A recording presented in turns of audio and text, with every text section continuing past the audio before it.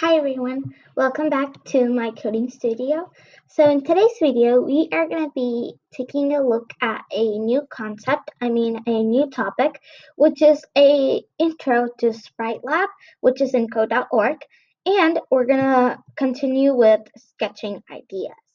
So first, the Sprite Lab is a main component of code.org.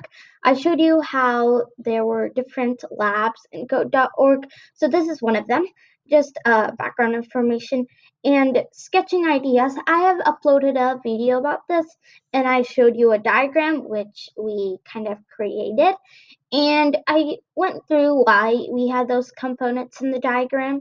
So if you don't have that video, watched or viewed, I would recommend you to go ahead and do that right now because that's going to help you with today's task.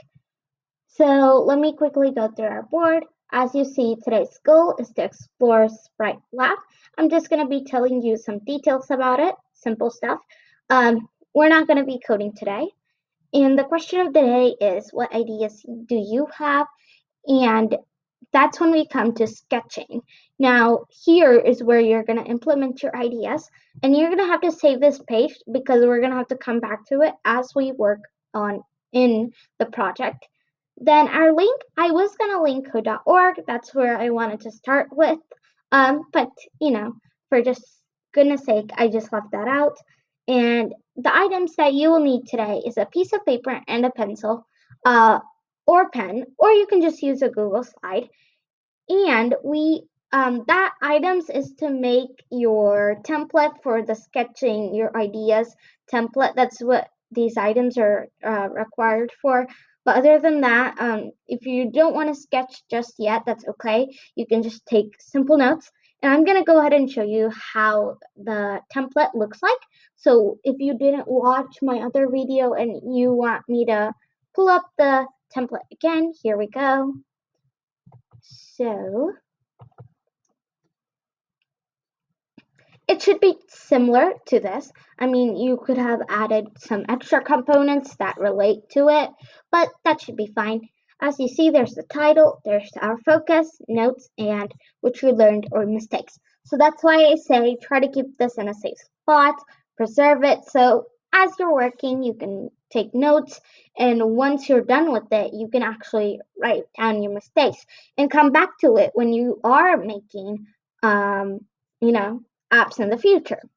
Okay, so hopefully you can just pause the video and draw that down or create it in Google Slides. Now I'm going to move back to today's lesson. Oh, I did forget. Oh my, it's Winnie time. Okay, so let's go meet Winnie. I'm sorry, I forgot to do this. Okay, so Winnie says, "Hi guys, today you will learn all about Sprite Lab and code.org and hashtag new topic." Well, yes, we are into a new topic, and Winnie is correct. Talking about my images, I have the code.org symbol, and this is actually from it's not from Sprite Lab, but it's called Scratch, a different coding program. I'm planning to bring that up soon, but Sprite Lab looks pretty similar to this, so wanted to let you know. And as you see, we're just sketching ideas, so that goes along with planning. Okay, so let's get started. We have a lot to cover today. First step is to go into a new tab, and I'm on Google Chrome on a laptop. So if you're doing it from your phone, I'm not sure how it's going to look like.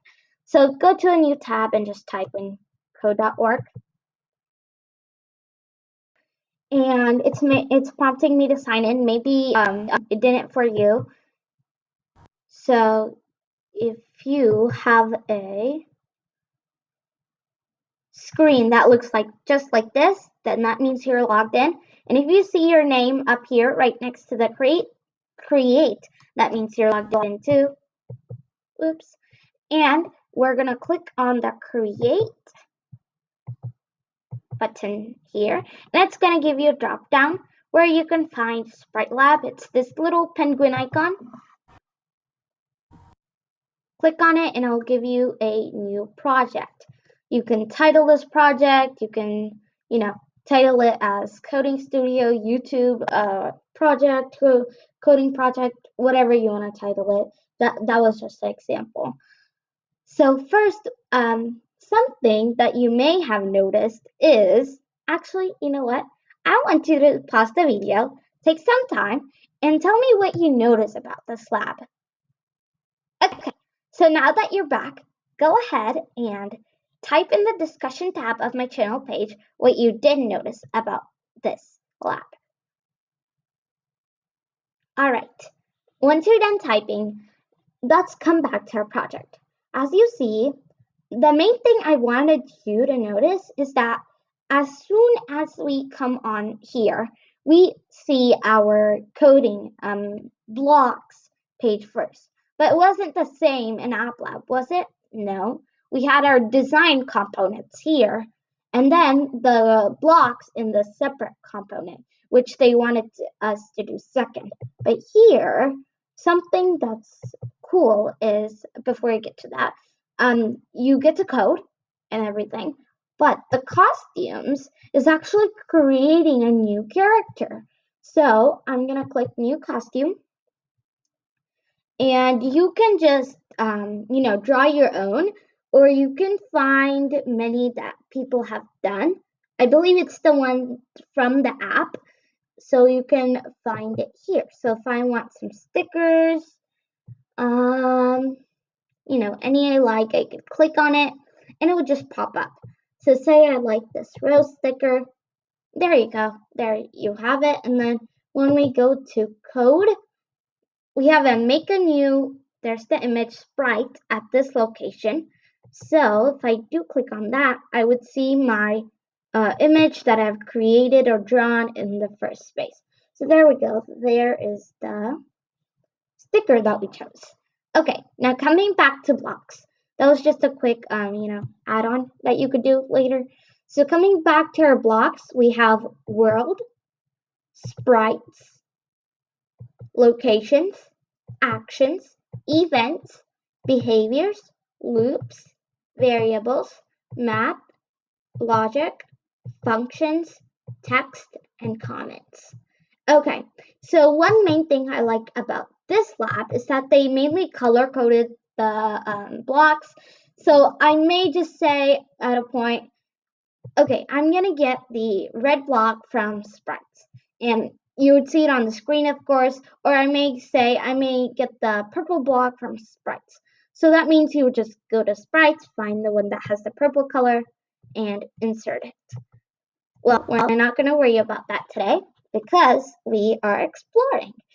So now that I've showed you the different, the different tools or components of the blocks, I'm going to cover the ones that we will be using.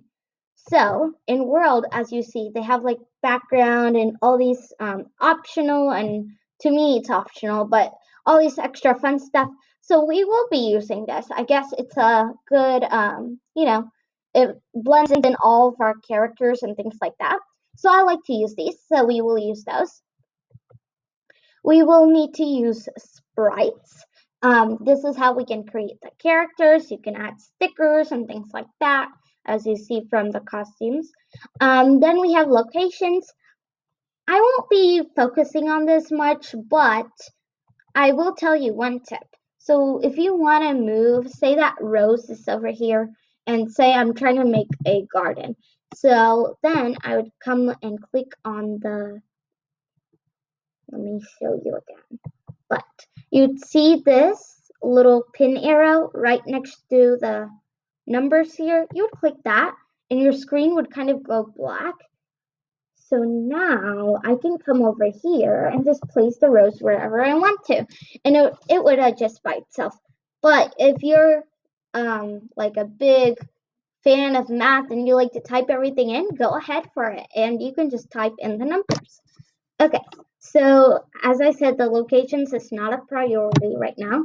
Then we got actions. This is something, our main thing that we'll be using more than world and sprites.